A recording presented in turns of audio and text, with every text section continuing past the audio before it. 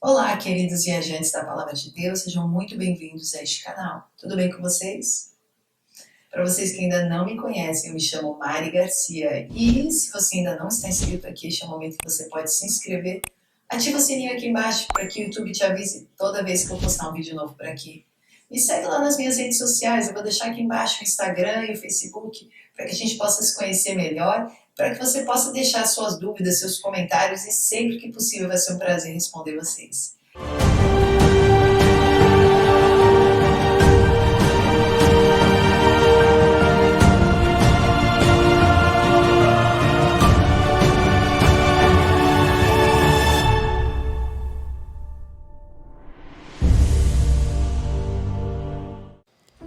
Mas todos nós somos como o imundo, e todas as nossas injustiças como o trapo da imundícia. Todos nós murchamos como a folha, e as nossas iniquidades, como um vento, nos arrebatam. O profeta Isaías nos alerta sobre uma característica do ser humano. Todos somos pecadores.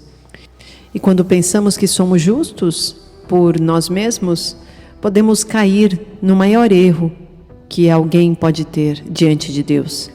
Porque pela graça sois salvos mediante a fé.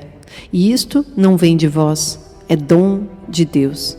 Não de obras para que ninguém se glorie, pois somos feituras dele, criados em Cristo Jesus, para boas obras, as quais Deus, de antemão, preparou para que andássemos nela. Somos criaturas de Deus. Somos filhos de Deus e precisamos entender que nada do que temos é nosso. Tudo nos foi dado, os nossos dons, os nossos talentos, a posição familiar que você nasceu, o lugar que você mora, embora as suas decisões fazem muita diferença na jornada da sua vida, você sempre deve dar toda a honra e toda a glória a Deus. Orgulhar-se na presença de Deus é um produto de justiça própria. Se você pensa que já está qualificado para estar na presença de Deus, simplesmente porque você se mantém na lei, o seu coração já se perdeu. 1 João 1:8. Se afirmarmos que estamos sem pecado, enganamos a nós mesmos, e a verdade não está em nós. Se confessarmos os nossos pecados, Ele é fiel e justo para perdoar os nossos pecados e nos purificar de toda injustiça. Se afirmarmos que não temos cometido pecado, fazemos de Deus um mentiroso e a sua palavra não está em nós. Todos nós cristãos devemos reconhecer que somos pecadores e que necessitamos do perdão através de Cristo. Não existe espaço para hipocrisia na vida de um crente. Eu creio que quanto mais próximos estamos de Deus, mais nós dependemos desta justiça que vem de Cristo Jesus. Mais que o cristão seja moralmente correto, tenha uma vida limpa e santificada, ele ainda luta contra o pecado de alguma forma. Mateus 5:44, mas eu digo, amem os seus inimigos e orem por aqueles que os perseguem, para que vocês venham a ser filhos de seu Pai que está nos céus. Porque Ele faz raiar o seu sol sobre maus e bons, e derrama chuva sobre justos e injustos. Se vocês amarem aqueles que os amam, que recompensa vocês receberão? Até os publicanos fazem isso. E se saudarem apenas os seus irmãos, o que estarão fazendo demais? Até os pagãos fazem isso. Portanto, sejam perfeitos como perfeito é o Pai Celestial de vocês. Veja como a perfeição citada aqui por Mateus está relacionada a amar o próximo, os inimigos e orar por aqueles que nos perseguem. Um ato difícil de se realizar, já que por mais que estejamos dentro da lei, por mais que estejamos buscando a santidade, difícil tarefa é orar por aqueles que nos perseguem. Como assim? Amar os nossos inimigos? Aqueles que nos torturam? Aqueles que o tempo todo estão contra ao que nós acreditamos, ao que nós falamos, ao que nós vivemos? Mas sim, Jesus sabia que a maior dificuldade de nós como novos convertidos a Cristo Jesus, talvez não fosse correr de certos pecados da carne, que para muitos pode ser muito difícil, mas para muitos cristãos isso já está feito.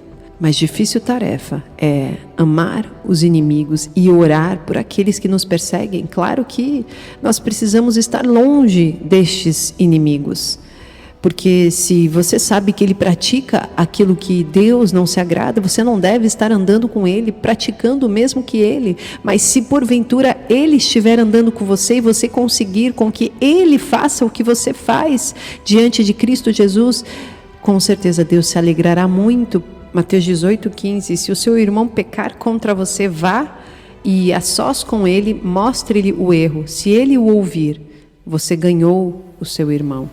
Gálatas 6, versículo 1, irmãos, se alguém for surpreendido em algum pecado, vocês que são espirituais deverão restaurá-lo com mansidão. Cuide-se, porém, cada um, para que também não seja tentado. Levem os fardos pesados uns dos outros e assim cumpram a lei de Cristo.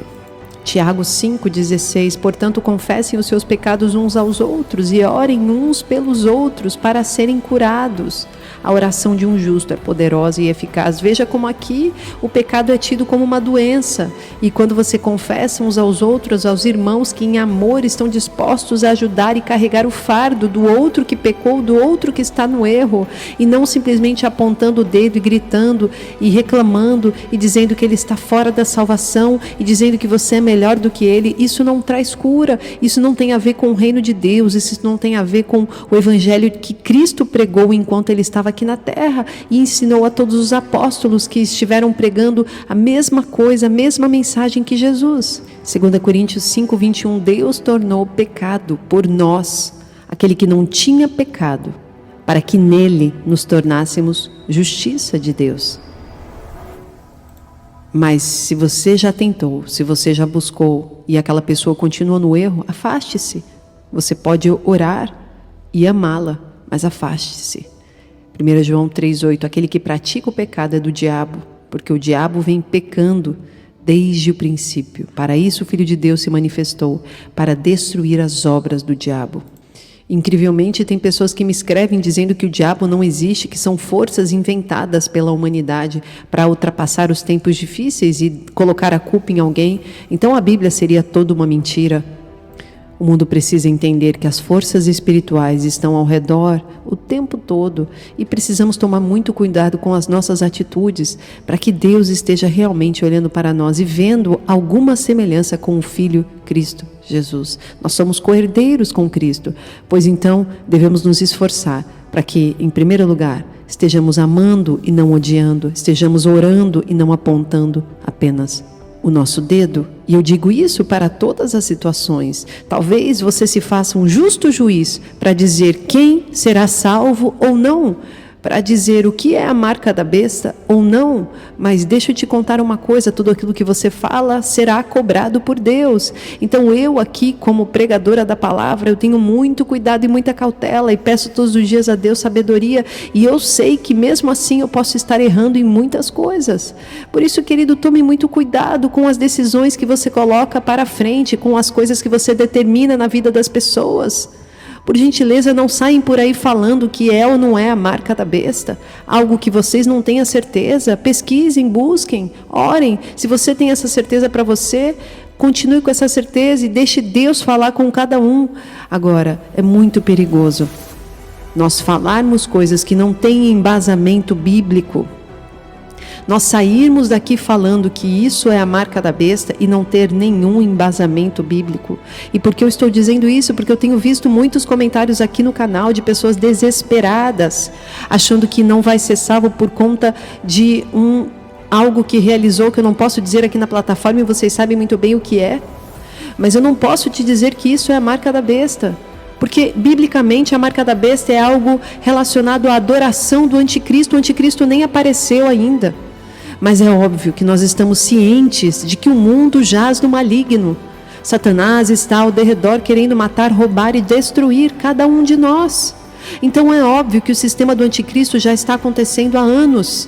Existem lideranças malignas e existe um sistema da besta sendo instalado. E sim, esse sistema já está acontecendo. Então, sim, Nós precisamos tomar cuidado com aquilo que estão dizendo que já é a marca da besta. Pois isso lá na frente, daqui anos, não sei quantos, daqui a alguns tempos, quando o anticristo aparecer, isso será um dos fatores para o controle da marca da besta. Porque afinal de contas, como as pessoas aceitariam sem nem retrucar, se elas já não viessem sendo acostumadas com algo? Mas não podemos dizer ainda que isso é a marca da besta, porque a marca da besta só virá com o anticristo. O anticristo inicia a última semana de Daniel, e eu tenho muitos vídeos aqui explicando sobre a última semana de Daniel. Existem fatores para que o anticristo seja liberado. Isso ainda não aconteceu. Nós não podemos determinar tempos, nós não podemos determinar situações que Deus ainda não determinou. Isso seria injusto, isso seria nós colocando a justiça dentro de nós como se nós soubéssemos mais do que o próprio Deus.